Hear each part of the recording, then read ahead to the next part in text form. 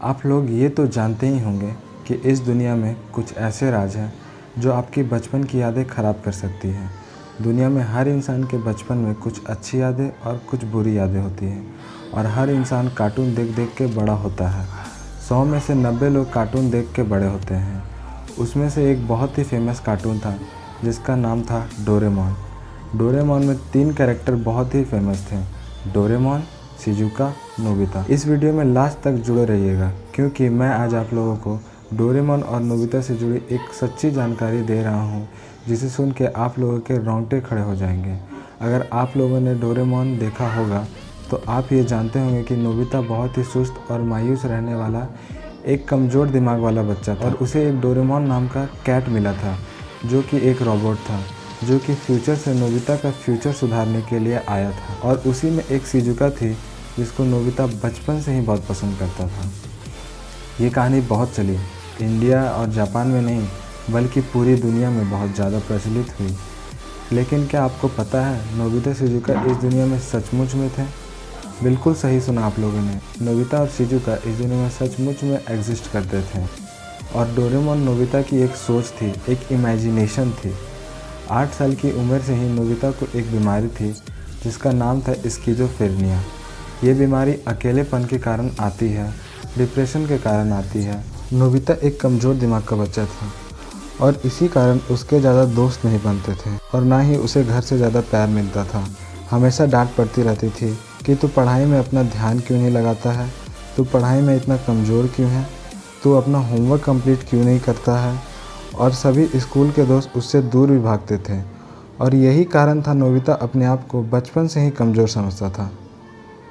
और 8 साल की उम्र में आते आते उसे स्किज़ोफ्रेनिया बीमारी हो गई थी।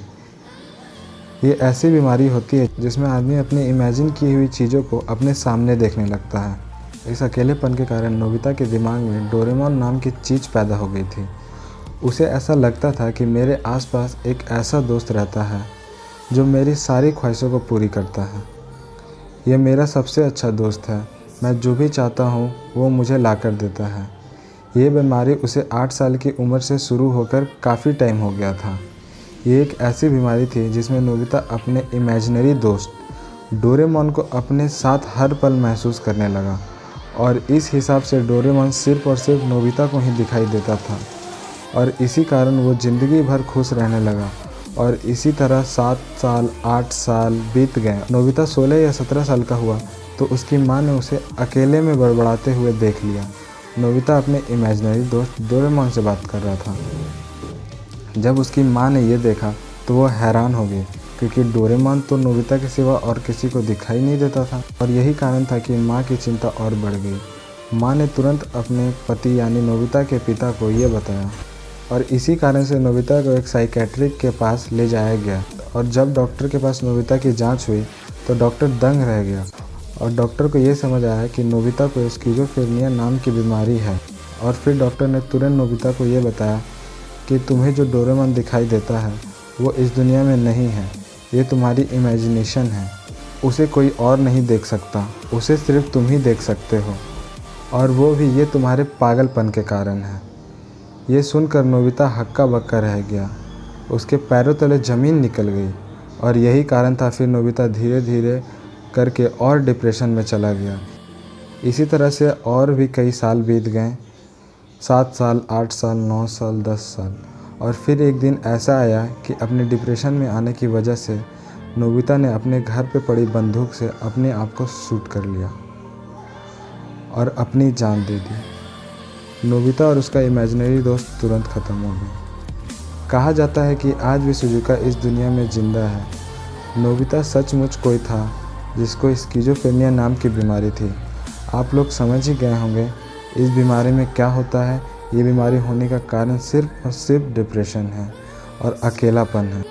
ज़िंदगी में कभी भी कोई इंसान आपको डिप्रेशन में दिखाई दे तो आप उसका साथ दीजिए क्योंकि आपको नहीं पता कि डिप्रेशन में आदमी क्या कर सकता है। डिप्रेशन में ही आके बॉलीवुड के self made star Sushant Singh Rajput ने सुसाइड कर लिया।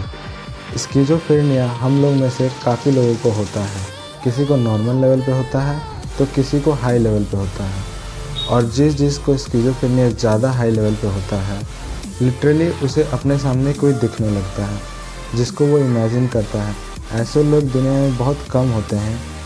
ये हाई लेवल का स्किज़ोफ्रेनिया होता है जो डिप्रेशन की वजह से होता है, और हम में से, आप लोग में से जिसे स्किज़ोफ्रेनिया नॉर्मल लेवल का होता है, उसमें हमें कभी कभी ऐसा एहसास होता है कि हम चल कर जा रहे हैं और हमारा कोई पीछा कर रहा है, और पलट के देखते हैं तो कोई नहीं। ऐसा होता है बहुत सारे लोगों के साथ। कई बार रात में जब हमारी नींद खुलती है तो हमें लगता है हमारे बिस्तर में कोई हमारे साथ सो रहा है, लेकिन कोई नहीं होता है।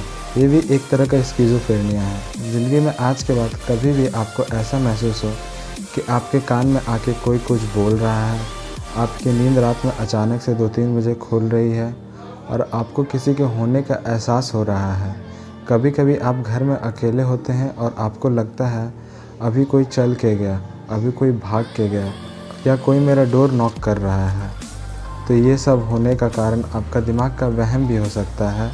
और अगर ये सब चीज़ आपके साथ ज़्यादा होती है तो आप जल्द से जल्द डॉक्टर से कंसल्ट कीजिए, और ये वीडियो ज़्यादा से ज़्यादा शेयर कीजिए ताकि जिनको ऐसी बीमारी है और वो डॉक्टर से कंसल्ट कर सकें।